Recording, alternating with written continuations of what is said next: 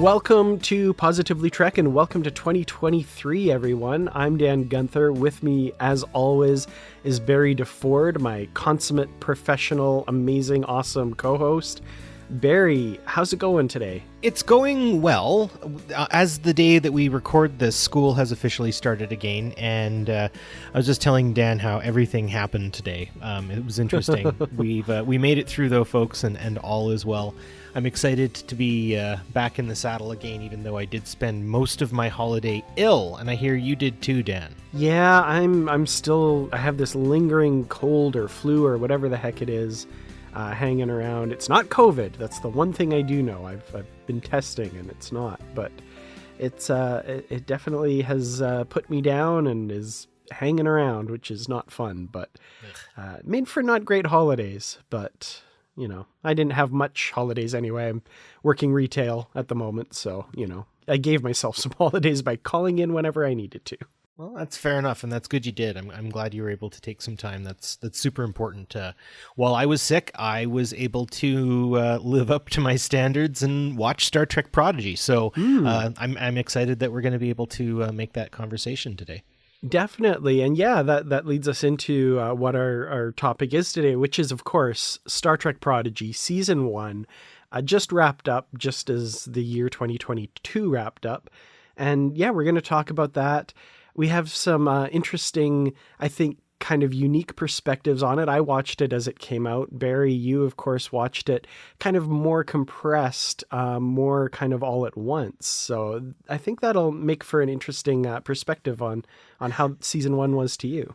I'm thinking, yes, from the fever dream of being sick and watching TV shows. I remember this is a bit of a digression, but I remember one time I had such a bad fever. I was in high school, and "Drop It Like It's Hot" was debuting, that song with Pharrell and Snoop Dogg.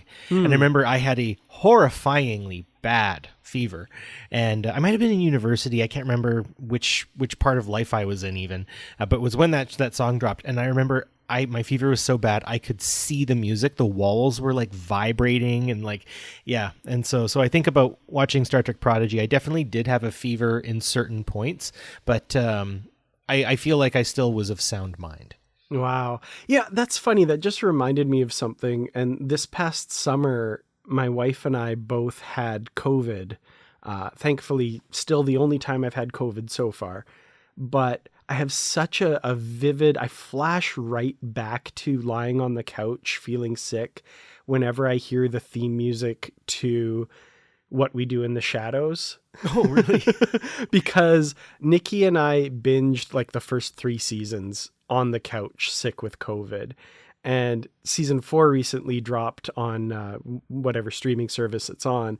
And whenever that theme music comes on, not in a bad way, just in a nice kind of comforting blanket wrapped around me way, I'm like, I remember lying on the couch, feeling sick, and kind of the one good thing, the one nice thing to come out of that was watching this hilarious show about vampires, and it's such a great show. If you've not watched it, you need to see it. It's very cute. I quite enjoyed it. Excellent. Well, anyway, we're not here to talk about What We Do in the Shadows. I'm sure there's a lovely podcast about that show out there somewhere. Yeah, we're talking Trek. And before we get to our Prodigy discussion, we do have some news to talk about this week and some kind of fun news bits to talk about. Now that Prodigy is done, we're in a little bit of a break now. We've got no new show coming until February, and that show is going to be the 3rd and final season of Star Trek Picard. And today, as we're recording this, there's been some new key art. This new poster has dropped for Picard Season 3. And I've got to say, first of all, I'm getting real like 90s collectible plate vibes from this poster, which makes me very happy because I didn't own very many of them. I think I got one as a gift once, but they're just such a unique thing in Star Trek fandom that I'm immediately flashing back to that. And I kind of want this as a collector's plate. I hadn't even thought about the collectible plate idea. I kind of got the, that sort of modern classic imaging that they did for like Star Wars Attack of the Clones. There's sort of like the bigger heads, smaller heads, and then some ship zipping off. And yeah, no, I find that I find the artistry is quite nice. Brings me to one of my favorite Star Trek artists, actually, is Laz Marquez. You can follow Laz on Twitter. I get a bit of vibes. It doesn't quite seem like Laz's style specifically. Usually there's a bit more edge to Laz's work, but at the same time, I know Laz is quite capable of bending genre and stuff like that too. So shout out, but if it isn't Laz Marquez, whoever did it, we like it. Yeah, very cool. I do love, like, it's got all of the old TNG cast, as well as Jerry Ryan and Michelle Hurd reprising their characters, which another whole separate discussion. I'm sad that they're the only ones coming back from the quote unquote new cast. But anyway, and the Titan A being pursued by the Shrike, I think it's been called, this warship. I'm digging it. It looks pretty cool. Yeah, looking forward to it. I've really liked the whole Picard series. I think it's been well put together. Bit of a shaky first season in some cases, but overall enjoyed it. Absolutely. Well, Picard season 3 will debut on February 16th on Paramount Plus in the US, and here in Canada on CTV Sci-Fi and Crave, and then outside of North America on Amazon Prime in many locations. We'll, of course, be covering the show on the podcast and talking all about it, and I'm sure squeeing with fanish glee over the reappearance of our TNG heroes.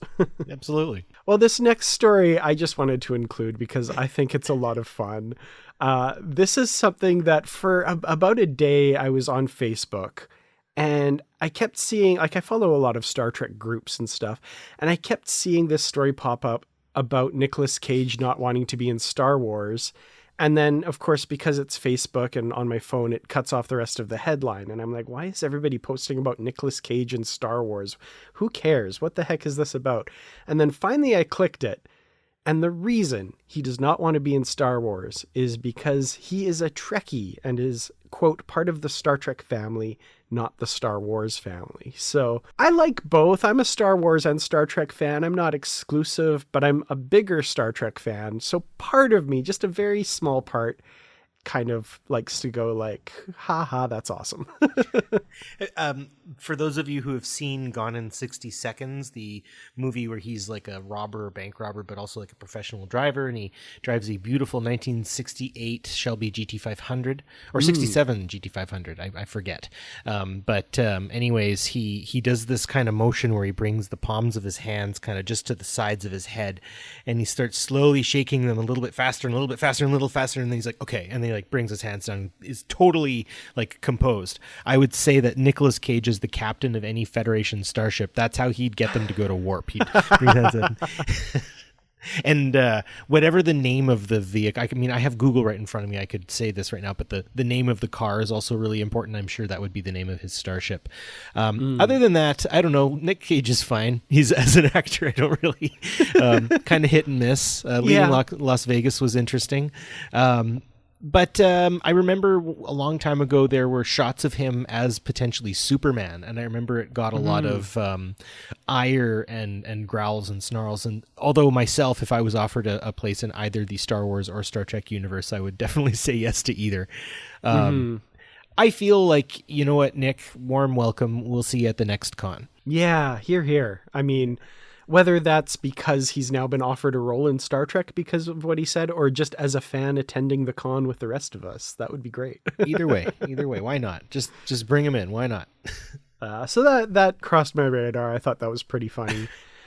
Sorry to all the Star Wars fans out there. And like you, Barry, if I was offered a role in either of those universes, I would immediately jump on it. So yeah. I mean, Rosario Dawson's a huge Trekkie, right? And she's Ahsoka, so there you go. Well, speaking of people who may want to be in Star Trek either for the first time or possibly again, there were some interesting remarks from Sofia Boutella, who played Jaylah in the latest Star Trek movie, which is sad to say because it was so many years ago now, Star Trek Beyond. Basically, in this interview, she was saying that she would love to return for Star Trek 4, or the current iteration of Star Trek 4, and hopes to see Jaylah evolve. This is a character that I really enjoyed in Star Trek Beyond. I thought she was a wonderful addition.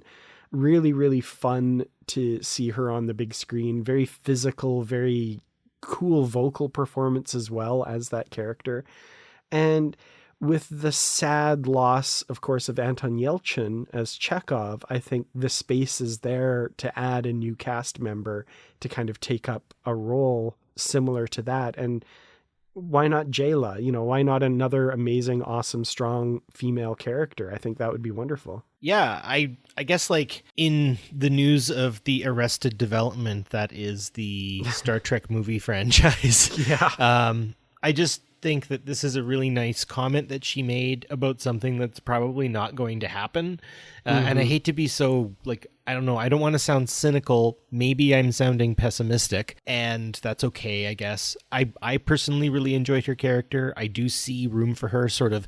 I think they were kind of gearing her more to work with Scotty in the future, but in that respect, giving her the position of Chekhov would make a lot of sense, especially, you know, considering I would find replacing Anton Yelchin's playing of Chekhov wouldn't necessarily jive very well. I would much rather see a character take that on. And you're right. I just don't think it's going to happen. Yeah, I sadly have to agree with you on that, especially with when she was asked what she knows about a follow-up to Beyond. She says, I don't know if they're making a fourth one. I hear things all the time, but I don't know what's happening. Very likely that there's whatever is happening, which is still a huge question mark. It sounds like she hasn't been approached. Her people haven't been talked to or anything. Yeah. Which puts her in about the same place as the rest of the cast from other things I've heard. So I don't know. I feel like that could be a Fridge Magnet quote. I hear things all the time, but I don't know what's happening. Yes.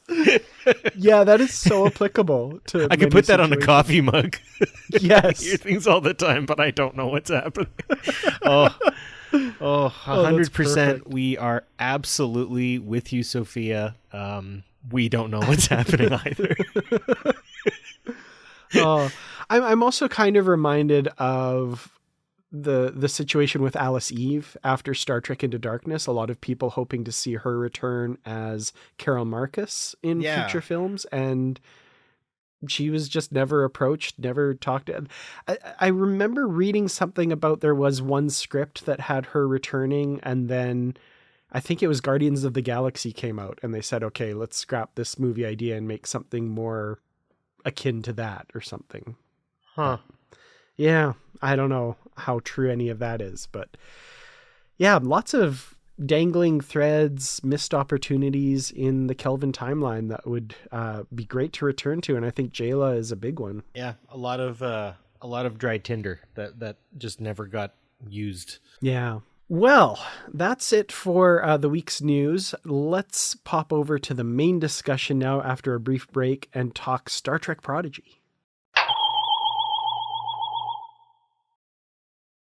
This episode of Positively Trek would not be possible without the support of those of you who have gone to patreon.com/positivelytrek and signed up to become a Patreon supporter of the show. Thank you all so very much for your donations. They truly do help bring this show to you each week. Thank you especially to our Constitution class supporters, Joyce Marin, Jim Stoffel, Jesse Earl, Dave Garcia, Rick Young, and Paul D. Kinnear. If you'd like to become a supporter of the show, go to patreon.com/positivelytrek. You can get perks such as early access to episodes, ad-free versions of episodes, exclusive content, shoutouts, associate producer credits, and much more. Once again, that's patreon.com/positivelytrek. Thank you all once again. And now, let's get back to the show. So 5 Star Trek series currently on the air, and I say on the air in quotes, streaming, however they get out. I guess on CTV Sci-Fi in Canada, we can say on the air, so that gives us a little asterisk. But Star Trek Prodigy is, and I understand as an English teacher, someone who has worked as an English teacher, saying the phrase most unique is probably a faux pas. It's unique or not, but Prodigy is, and if I may employ the faux pas, a very unique Star Trek series. And I think one of the most singularly different from the typical form of Star Trek series that we've gotten. It's animated, it's CGI animation, it's geared towards a younger audience, and like I could list tons of reasons why it's so different from the typical Star Trek series. There's no human main character, with again maybe an asterisk on that we'll talk about in a bit. Spoiler alert. Spoiler alert. Absolutely. It's from the perspective of people not connected with the Federation, not connected to Starfleet. They're learning about Starfleet and the Federation and the Star Trek universe along with the viewers. It's really cool. I would have loved to have sat in on some of the planning sessions for this series and just see that genesis and how this came about, because I'm so fascinated with the construction of this series. And yeah, in today's episode, we're going to be talking about season 1 and our impressions, how we felt about it. So, Barry, as we mentioned earlier, you kind of watched this, I'm going to continue, in a more unique way than most of us. You're killing me, Dan. You're killing me. Oh, I love it. Yeah, I saw it quickly. I watched it, episode after episode, I think, from Terra Firma to either, I think, Let Sleeping Borg Lie. I watched that in like a day and a half. Wow. Like I blew through that and the pause, right? Like when we come to that sort of natural end, right, at the end of A Moral Star. Yeah, so I watched a good probably 4 to 6 hours of it in one big chunk.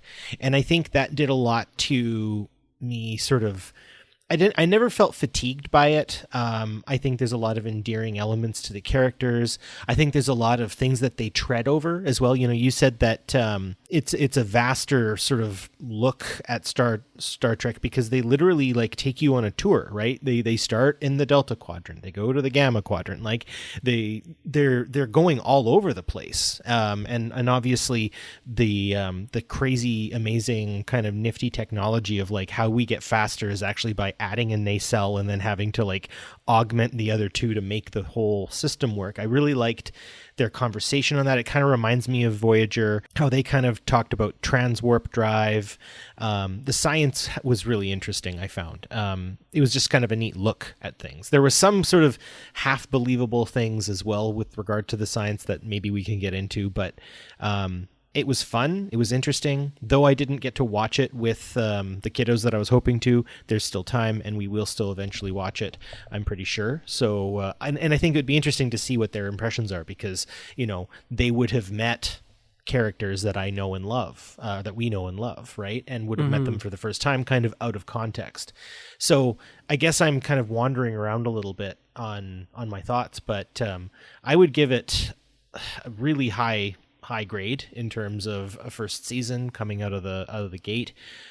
Shout out to Jesse Earl for better explaining that, but yeah, I really enjoyed it. It was a very fun series. I love that you watched it so compressed, because in a lot of ways this season felt kind of like 2 seasons, and it wasn't even just the one big hiatus after A Moral Star. There were basically the first 4 episodes, and then it broke for a few weeks for the first half of Discovery season 4, and then came back for 5 more episodes to close out what felt like season 1, but was really just the first half of season 1. A lot happens. Yeah. Like, so much happens. Like I'm just going through like I opened up Wikipedia so I could know what episodes kind of go where, because like I did watch it in a big chunk, and I'm like, oh yeah, and then and they don't even touch like Doll's situation until part 2, right? Like it's insane that like so much happens. Yeah.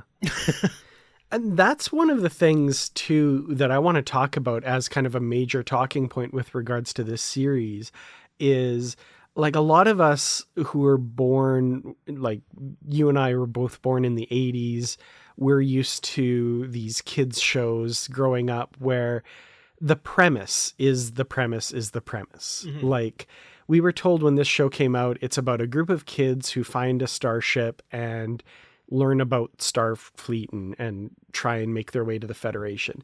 If this were a show made in the 90s, you know, that's what every episode would be. They would be trying to get to the Federation. The diviner would be hot on their heels.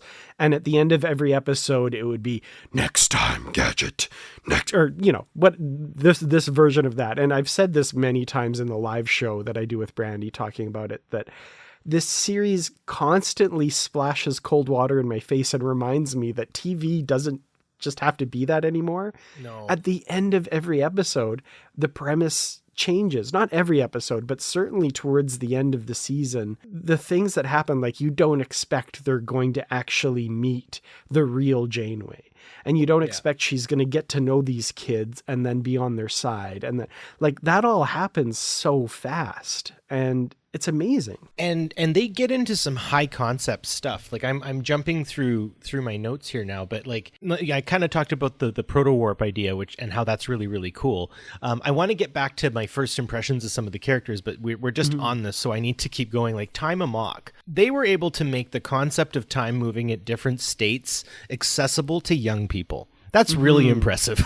And that's a high concept idea. And then, you know, when there's like the reveal that Gwen's father is actually from the future and all this, and it's kind of like a Terminator, like I'm coming back to save my people kind of thing. And you're like, you know, to get to go into those kind of higher concept ideas, you're right, it does. From the start of like, look at how people can be brought together through like the technology of Star Trek, right? Like the universal translator and all that fun stuff, to I'm from the future and now there's a potential that you're going to have to meet me later, but younger, before the Civil War and all that sort of stuff, right? Mm-hmm. So I find that fascinating in the sense that they made that pretty accessible, because I know of a lot of young people who are enjoying this. And you're right, we would have had a much more episodic, routine, round in a circle, you know, again, that kind of constant chase, and that would be that, right? And that would be the show we'd get, and then we get a bunch of cool toys, and that would be that. And the fact that they managed to do these high concept ideas in 20 to 30 minutes as well. Yeah. Like Time Amok is such a beautiful episode. I love that you brought that episode up. And the feelings that it rips out of me over the course of that 25 minutes or however long the episode is amazing. And also finding the time, like you said, to explain the anomaly and how it works.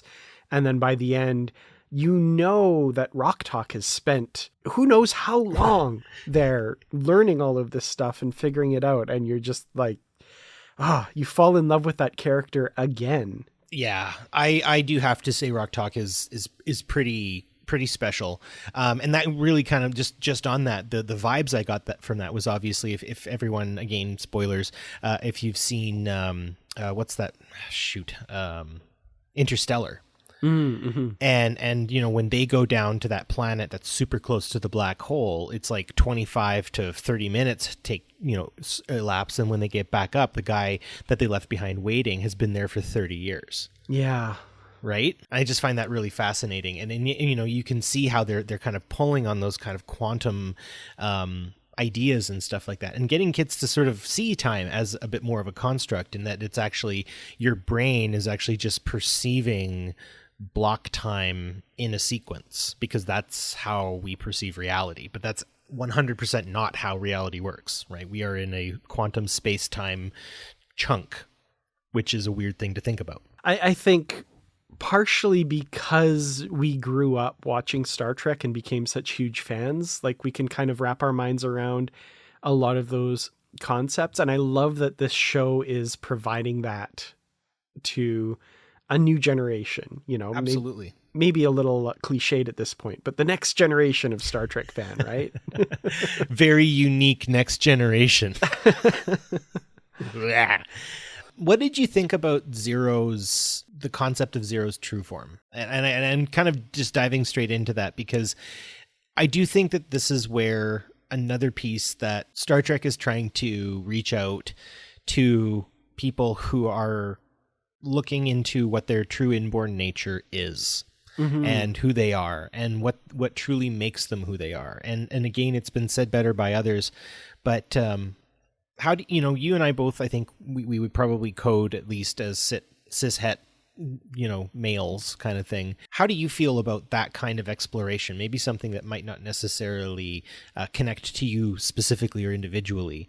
How do you feel about that? Well, I really, first of all, just love the character of Zero, and I love that the character, I think, because they're a they them, they have no gender, or they have no binary gender. I thought that was really interesting. And I wish I had a character like that as a kid. Not necessarily, again, like that's not my lived experience, but exposure to that idea, that just an example of someone that I could point to be able to use those pronouns more easily and get used to that. I think that's a wonderful tool and a great learning experience for a lot of people. I also love that the character was kind of a rehabilitation of the Medusans. Like when you watch that original episode, the way that it's framed is literally they are so ugly that to look upon them drives you insane. And that's not the case. Like it's because they're unable, humanoid mind is unable to kind of comprehend what it's looking at. It has nothing to do with aesthetics. And it's so weird that it's framed that way in that episode.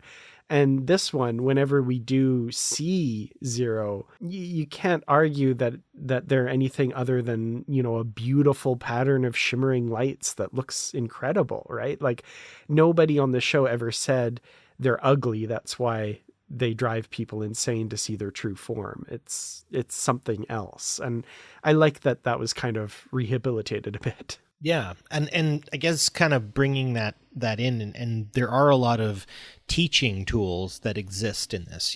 We haven't even scratched the surface of the characters and how they can act sort of as teaching tools and ways to, reference oneself. And you're right. If I was younger and had better exposure, I wouldn't have had to unlearn a lot of things later in life. And I do like that it does provide an opportunity for very realistic conversations with young people about how gender acts as a construct, just as we can talk about how time acts as a construct, and give kids a bit of a better material basis to sort of see themselves reflected in the different characters in this. You said a lot really well about Zero, and I don't really have much more to say other than typically it is conception that makes us blind, right? We will always have different kinds of blind spots, right? You have different like think tanks going in of like who are looking into human nature, and then they find ways to like be like, well, the reason why there's homeless people is because some people are just lazy and all this sort of stuff. And if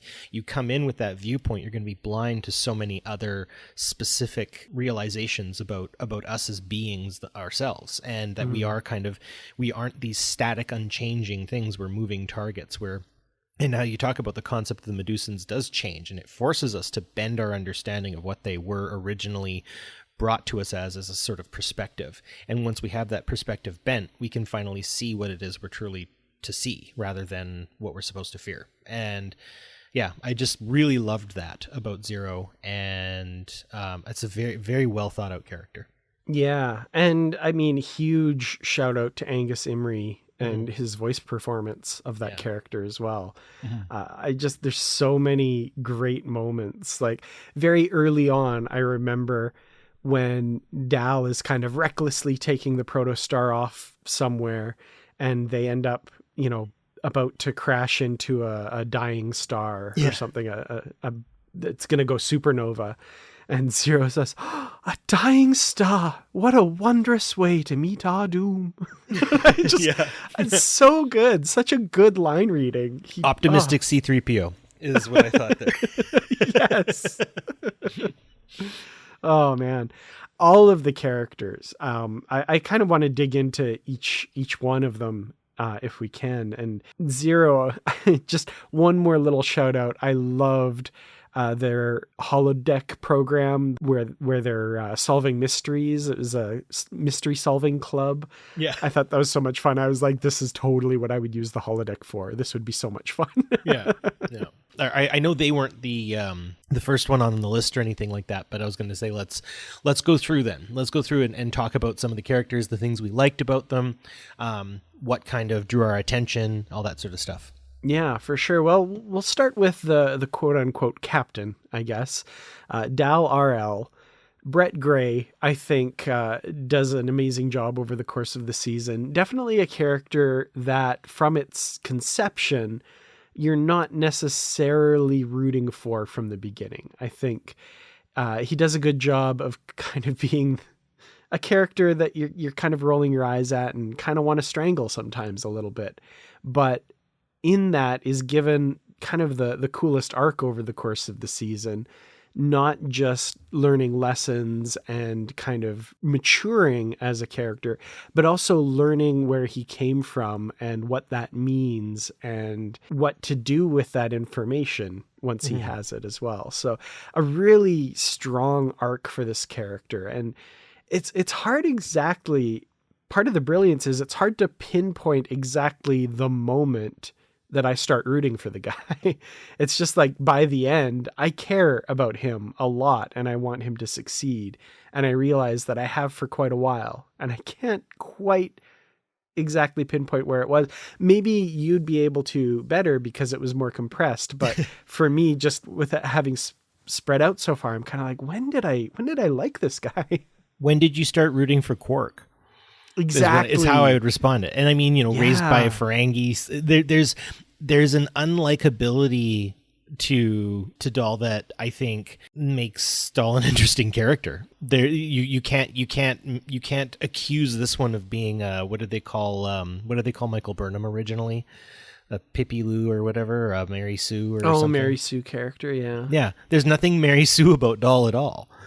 Right. Mm-hmm. It's a flawed character who you don't necessarily have to, like all of the decisions of. And I don't like the outcomes. Right. Like, sorry, you can't be in Starfleet. You're an augment. That's it. Right. And it's like, come on. Has he not proven himself? Yeah. Right. And you kind of get this measure of a man feel to this of like, are you kidding? That's where this ends. And I mean, probably it won't.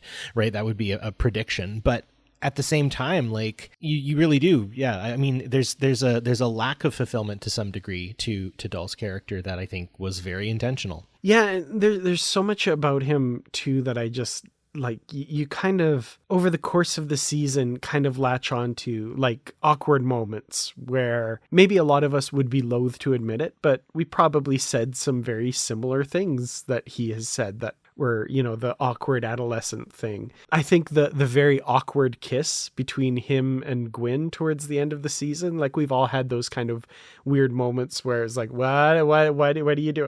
Oh, no, I thought, oh God, like I just love the exploration of, the awkwardness and none of us are going to find out that we were augmented spliced DNA of 30 different species, but we're all going to find out things about us that make us feel othered from everyone around us and make us feel awkward and weird and out of place. And I love the lessons that come out of that. Well, and it also proves that you can be something curated but what makes us mortal, what makes us human or whatever species, we would necessarily say here is that fallibility, is that awkwardness, right? The idea that in order to learn, you need to fail, you need to do it wrong. Sometimes you need to learn the hard way.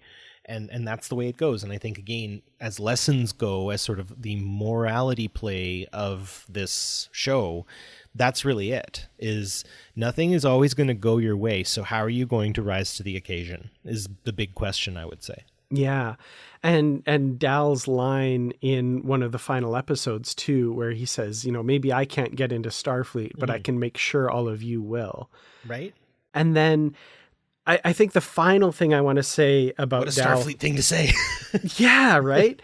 And then the final thing I want to say about Dal is I loved Janeway's argument in front of the tribunal but basically saying that like the Federation is made up of 150 member species. Dal's DNA contains 27 of them. What better expression of our alliance than Dal? Yeah. And I love that. And maybe that argument played a role in him becoming a midshipman in training or whatever. But Yeah. I love that. I thought that was so good. So what would you do, Dan, if you were taken hostage by a bunch of misfits? Well, that's a great question. It's very, very open question. There's a lot of, I think, context-based things to go with that. Yeah, Gwendala, of course. Gwyn, taken hostage by these kids, these misfits. Another really interesting character arc. I honestly don't know what I would do in her situation. I'm sure I would not come out looking as good as she does by the end of it all. This is a character that David Mack has said is one of his favorite Star Trek characters of all time. And by the time the season's done, you kind of understand why, I think. Yeah, a really fascinating character. Played by Ella Purnell. I think she does an incredible job with that voice. And I don't know. What would you do in that situation? I honestly don't think I could make it turn out as good as it did. Well, I think ultimately if I had to try to get everything back to my dad, I'd be a little more ruthless, I guess. But I think in Gwyn you find the empathy, you find the again, that kind of Starfleet, the inquisitiveness of like, instead of like, you know, obviously I've been taken hostage and all this sort of stuff, but she's able to find the humanity, I guess, for lack of a better term. You're right, there are no actual human characters in this, but you manage to find the empathy with the people who you ultimately have to start solving problems with, right? Like she's the one who ultimately activates the proto-warp function, right? Which then jets them 4,000 light years or whatever into the Gamma Quadrant, right? It's Gwyn also who ultimately gets she ends up getting found by them later when they're on I'm sorry, I'm forgetting all the names of this is why I should have taken notes. That M-class planet that they land on, and it starts trying to kill everybody. I think they just end up calling it like the Death Planet or something. Yeah, they don't actually name it. Okay, well that makes me feel a little bit better. I think it's ultimately where Gwen starts realizing that she's a part of something bigger, you know, when she and Dahl start having to, you know, work together a lot more often, a lot more, you know, more than just doing the bidding. Like if you think about like the character of Dreadnought and stuff like that, and his Wayun likeness of being replicated and all that stuff. She's not a thug. She's something a little bit more than what necessarily she's initially used for. And I think you get to see sort of, she's able to become more of herself over a longer period of time, I guess. I liked the idea of she finding out that her dad is, you know, from the future and all this sort of stuff, and that now she's in this kind of extremely confusing position where she now has to go back and stop a civil war that hasn't necessarily started yet. I think that's a neat kind of idea.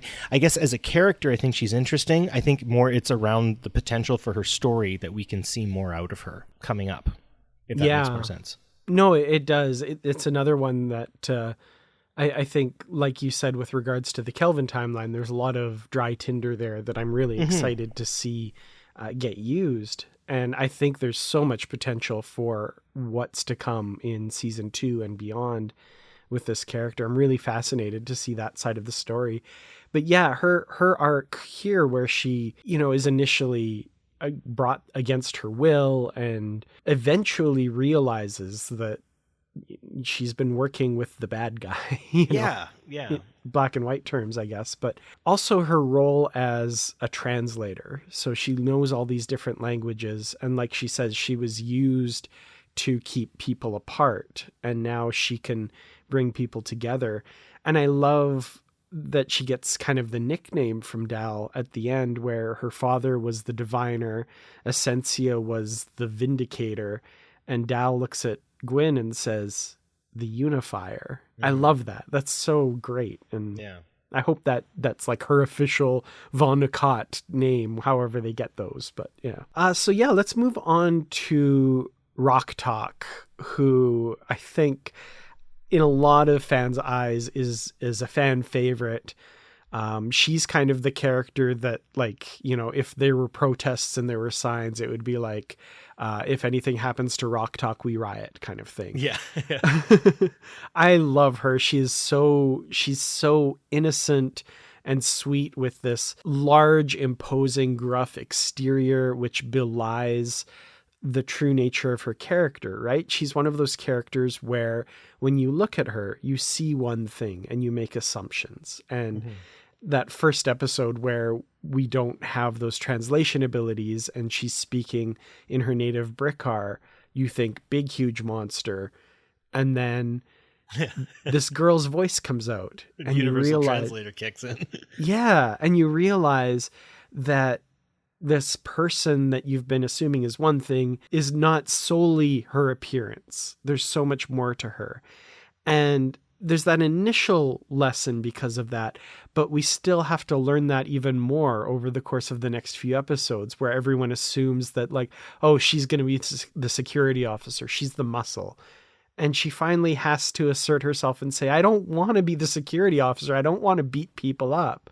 I want to do science. I'm good at science. And I love that. That's what a great lesson in appearances and making presumptions and assumptions about people. You've said a lot, and kind of the directions I wanted to kind of go into here. The idea that to truly be understood beyond utility, right? The alienation that exists between us makes us do a lot of math about each other when we see one another, when we encounter people, you know. I guess like one of the bits of notes that I had about Rock Talk was this concept of asserting who you are to other people, right? Because people will decide a lot about what you are, and it is about, you know, coming forward and eventually gaining that courage to be able to say, right, like Rock Talk's big, but kind of had to meekly turn people's perceptions of her over time, right? And it again is something that this isn't necessarily uncharted territory when it comes to Star Trek, but it's definitely done very, very well in this, again, these little 24-minute packages. Yeah, and in such a way that you empathize so much with her. And again, this is another character where, you know, maybe doesn't match our lived experience exactly, but you see shades of yourself in her, and those times where you've been misunderstood or there's been assumptions made about you because of certain things, and the need to self-actualize and push back against those. And I think she's incredible. And Riley Alizaraki just does such an amazing job voicing this character. I love that they actually, like, they got an actual kid to voice her. It's perfect. Well, you can't have Rock Talk without her little blue and purple blob, Murph. Voiced by D. Bradley Baker. What can we say about Murph? I love this little blob. Of course, an immediate fan favorite as well. Murph plushies, just, I think that was the first thing that I saw that was kind of marketed from Star Trek Prodigy. I've seen a lot of them. And of course, now partway through the season, they completely change his character and make him into a little toddler thing, which I was initially skeptical of. I was like, I don't know, this cute little blob, you're changing him, but I still love Murph, and he's now the security officer. I love it. Well, I think that the initial just sort of immediate love for Murph, sort of the extremely constantly, I mean, if I was basically indestructible, I would also be pretty positive all the time too, I think. Right? I mean, why not? I don't know. Again, the show changes a lot. Like a lot happens. You're right. It does feel more like the break in between should be between seasons rather than just a break in a season, right? And maybe there is like a little bit of they could have done that a little more slowly, but I don't know. They could have done a lot with, like, I think about when Murph goes into the cocoon. I think that was like kind of midway through the second half or so. Yeah. Give or take, you know. It's not like I guess it's not like it's immediate that Murph goes through the change. Like, we are given a bit there, but maybe they could have done it in like the next season or something like that, if I was to give any kind of criticism. Yeah, that makes sense. I mean, it did, when you watch them back to back, it does seem pretty quick for sure. I appreciate the change. I think we're going to continue to see him change, I'm assuming, over the course of the series.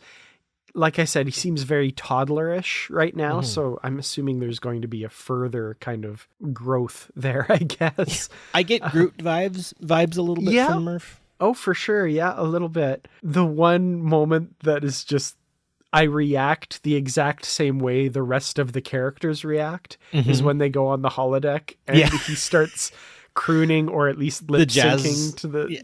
That was so great. And I am just like Jankum Pog going, what?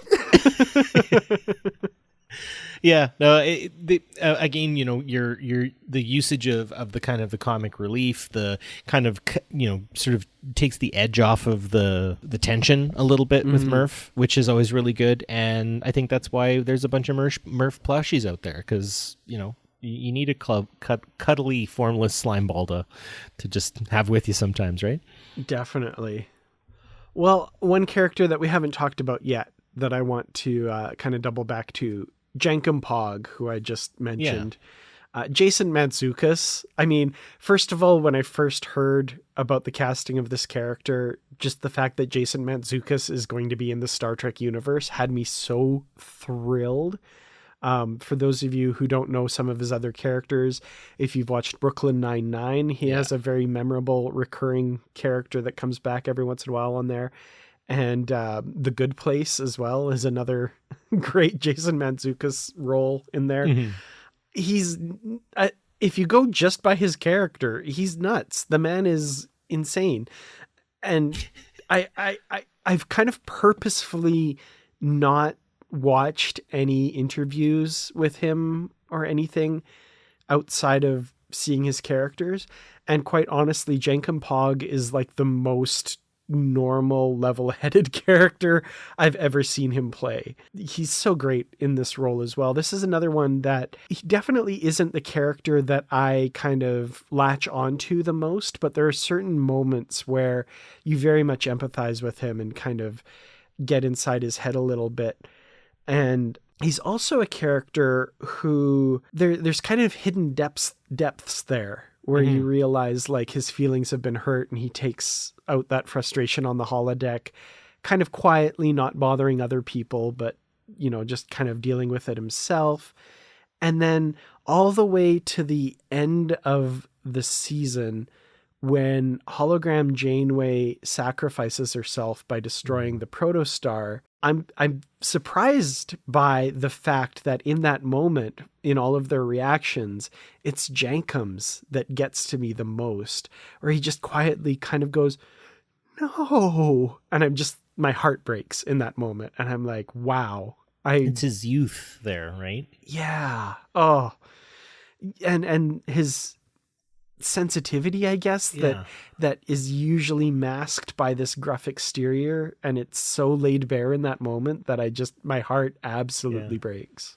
Yeah, it was a Janeway's sacrifice is a toughie, for sure. I think it's a usual kind of thing, big characters in Star Trek going, but I think Jankum Pog is a great way to explore the Tellarites in ways that we haven't really had much since Enterprise, really. I like those pieces. I love the fact that he's not the only Tellarite. We get Jason Alexander as well, who shows up, and I think who could very well cast. Yes. I didn't see it coming, and it was a joy to be like, wait, I know that voice. You know, both are very, I would say that Jason Mantzoukas and Jason Alexander have that kind of similar kind of high-pitched rasp to their kind of talk, you know, and it really does kind of help us build out the Tellarites a lot more as well. I think the fact that he's not like the youngest, I guess. Rocktack would technically be younger, but I would say, like, in terms of emotional growth, he's probably the youngest. Would that be fair to say? I think that makes sense. Yeah. There's a gruffness to him, but there's definitely an immaturity at times. Well, I that's guess. what it's masked by, I would say. Yeah. Right? Anyways, yeah, he's it is a bit of a departure for Jason Mantzoukas as well. He definitely plays a much more, like you say, gruff, ready to stand his ground on certain pieces, or at least like offer alternatives, and even if it does kind of make him seem a little bit abrasive or something like that. It's definitely outside of what Jason Mantzoukas usually plays, and that's good to see. Well, the subject of his sadness in that episode, I guess we should talk a bit about as well, which is, of course, hologram Janeway. Kate Mulgrew, of course, returning to the role. Again, when the show first came out, we were like, she's returning as Janeway, sort of, but it's hologram Janeway. It's this, hologram. And then, of course, we get the surprise later in the season, actual Admiral Janeway showing up. But I love that we have both, like I said, hologram Janeway and real Janeway in the show, but they're so distinct from one another. They do an excellent job with that. And I kind of compared hologram Janeway to the sort of tutorial character that kind of accompanies you in like stage 1 of a new video game kind of thing. Very much. And in that way, you can kind of think of season 1 as that. This is stage 1 of this game, and hologram Janeway is there as a tutorial to say what a Class M planet is, to say what a distress call is, to tell us how the Prime Directive works and all this sort of stuff. And now the kids kind of are off without a net. They'll have the real Janeway, but they won't have somebody kind of holding their hands through everything. And I loved her relationship with everybody, and how she was never in command. She never told them what to do, but she always just kind of nudged them in the right direction and gave them that alternative when they found themselves in over their heads and making the wrong decisions. They could turn to her and say, okay, you were right. What should we do here? And I love that. I hate to do this, but I do think that the writers definitely got a lot of very good inspiration from other fantastic fantasy and sci-fi genre stuff. Janeway is now Star Trek Gandalf. Yes. She very, I would say, brashly assumes a bunch of kids who have no identifying Starfleet features, that they are suddenly this crew she's supposed to train, and all that sort of stuff, who, you're right, never says we should do it, but they do those things, right? She teaches them in that kind of way. And ultimately, I guess not like Gandalf in this sense, but when she is no longer needed, when you're right, the tutorial is over, she is no longer relevant and goes and sacrifices herself in a very honorable way that I think, almost shows again that the hologram was inspired, to do that sort of thing. I get a Doctor vibe from her to some degree as well, right? And then with the whole Gandalf idea, here's Gandalf returning, but different. Right? It's not the same, but it is ultimately Janeway, like you said, whose testimony basically saves the day for the crew of the Protostar, right? Yeah. So she's like a Gandalf character. I love that. That's totally, I never saw that, but that makes sense. I love it. So I guess we could go on to maybe just blending straight into Admiral Janeway then. I've kind of Gandalfed her. How would you note the differences that stand out most to you about hologram Janeway versus Admiral Janeway? Well, there's definitely more, I think, realism, more layers to Admiral Janeway. We get, more of the personal stuff with Chakotay and that sort of thing. And also very subtle, but I love the very slight differences in the character models too. Not just the hair or anything like that, but even the face.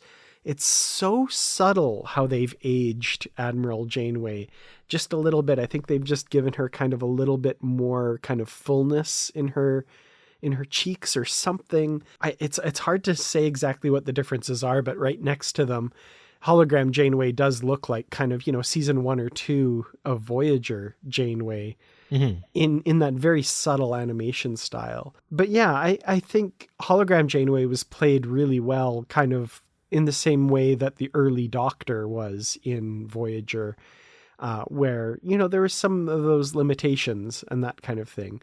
There's still that Janeway spark to her, but it was, I don't know, there was a little bit more, not two-dimensionality to her, but there was those little hints that she was not a flesh and blood person.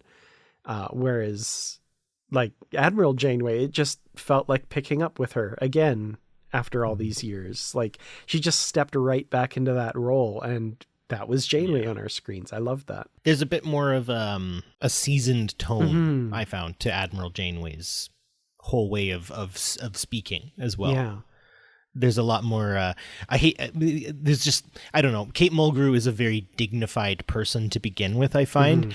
And I just found the dignity in Admiral Janeway's, the way her voice carried was quite well played, and it is different from that a little more kind of encouraging kind of way she took her tone with the hologram. Yeah, kind of I don't know if this will make sense, but to most of the people in the audience, but like an encouraging teacher tone versus the principal tone. Well, there you go. Yeah, yeah, very much that much, very much that. Yeah. How about the diviner? Yeah. Okay. This was another one that when I heard John Noble was going to be in Star Trek, I was giddy. That was so much fun. At first, very mustache twirly villain, right? Yep. Very kind of like, oh, this is, but again, by the end of the season, a kind of more roundness to him, not a redemption. I mean, this is a guy who enslaved, you know, scads of people and, you know, used another being to break the minds of other people, and, you know, not redeemed by any stretch, but very much on a different arc, and hints of this. This is where I'm getting excited about season 2, because hints that if things had been done differently, if things had played out differently, he would have been a different person. He wouldn't have done those things, you know? He's a real determinist too, right? When you get the big reveal that he's from the future, you're almost like, couldn't your experience have changed your perspective? And I think that's why he doesn't have that redemption, right? Yeah, that makes sense. And the other thing I like about him is, like, obviously his daughter is kind of the linchpin to his behavior, or will end up being that linchpin. And that's something that Essentia, who we'll get to, sees and tries to mitigate. And in her mind, that would be a weakness, you know, that would be his weakness, but it's actually what will, you know, a la Darth Vader, bring him to the light side. Well, yeah, you know, I'm just looking at trying to find a specific, like, a diviner, you know, divination, soothsayer, right? Prophet, are different ways of defining that word.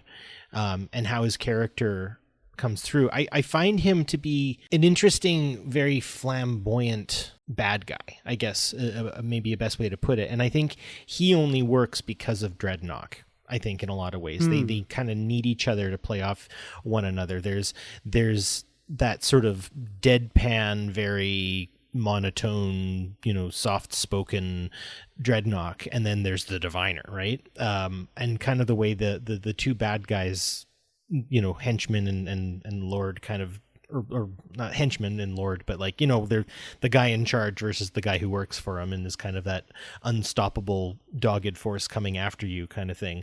That does, you know, kind of roll through the whole thing. I find the diviner, he tries to get in the mind of his daughter a lot too. Or I mean, even Dahl too, right? Like when he gives him that ultimatum, right? Bring, you know, come back with the Protostar and maybe we'll talk, kind of thing. I think that he really tries to work on the people he's after. He isn't just some pursuing bad guy. You do try to kind of be like, can I see your point? But no, ultimately.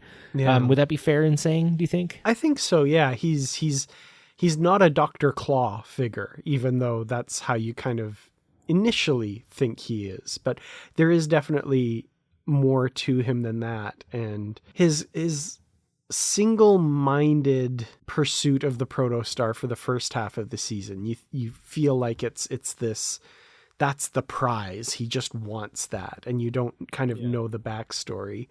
And yeah, like you say, he's more manipulative than just that. He's a student of psychology. Like, he does try to get in your head. Absolutely. Also, just the fact that we got to hear John Noble as like the not the bartender version of him because it's a kids show, but the barista version of him in the nightclub. That was fun. I love that we got to hear him kind of be something else a little bit there. There is a certain tongue in cheek to all of this as well that I think it is a bit where the adults might get the humor and not the kids. Is that fair?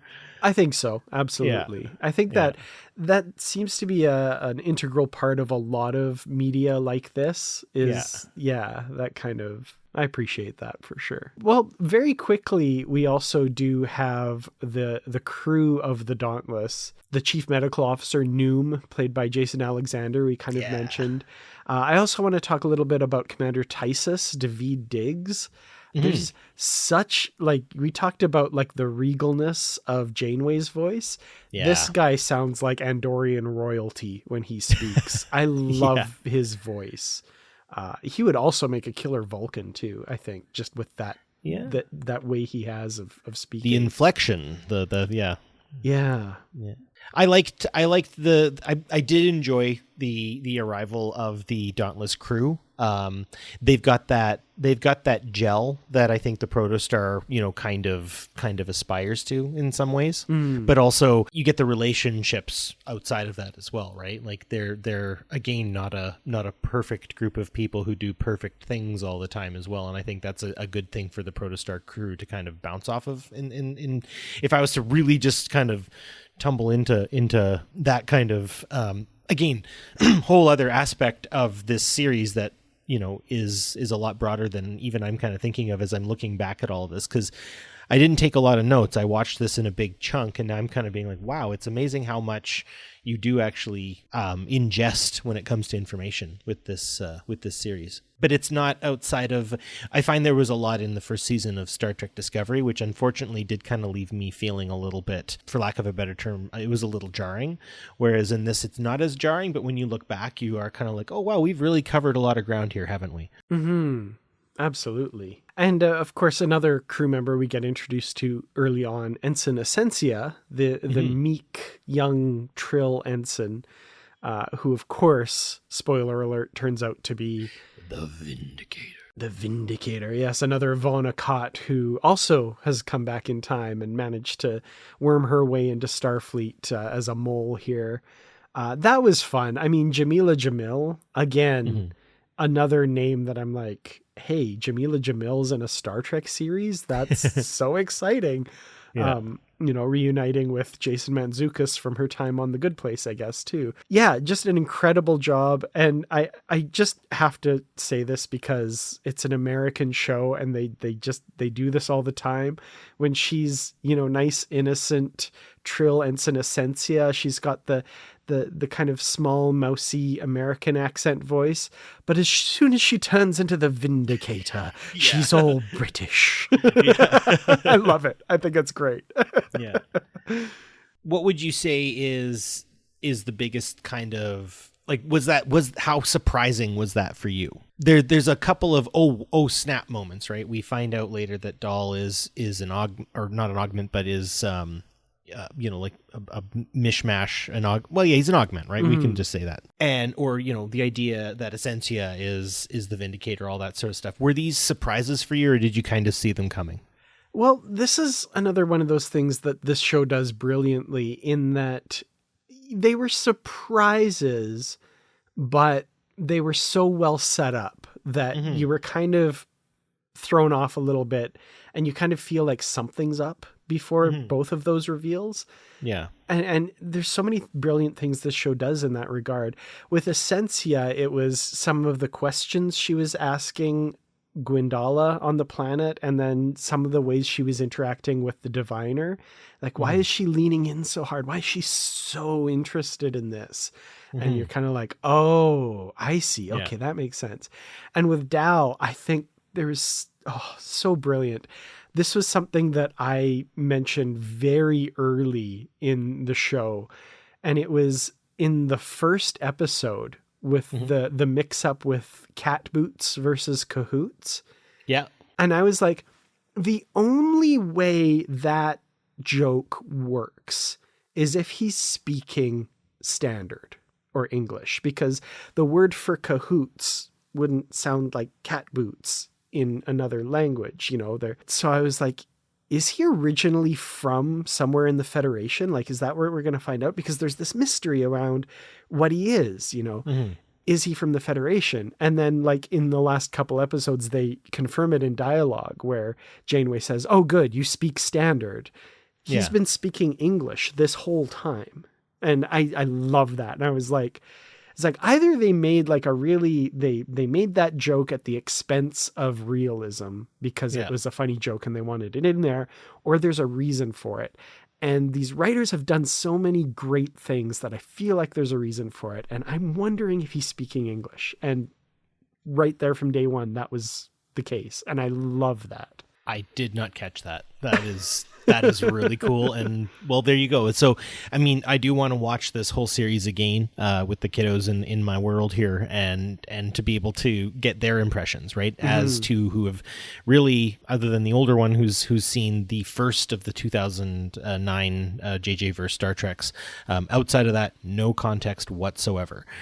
So I would be interested to see, you know, I mean, I wouldn't necessarily think they would pick up on that one either, because I do think you'd have to understand a lot there, and I bet you that was 100% on purpose. And now that you've said it, I probably won't be able to unsee it, right? Yeah. Anytime in the future watching this show, when I have to think to myself, was that a slip up or is that intentional? I'm going to be erring way on the side of that was intentional. I was meant to notice that. There's a reason, because these writers have shown they're putting so much thought into this. I love it. Well, I'm going to suggest, how about we pause our discussion there? We will come back for part 2 of this discussion in a couple weeks, because I think we got deep into the discussion of the characters of the show, which I love. But as you said, kind of off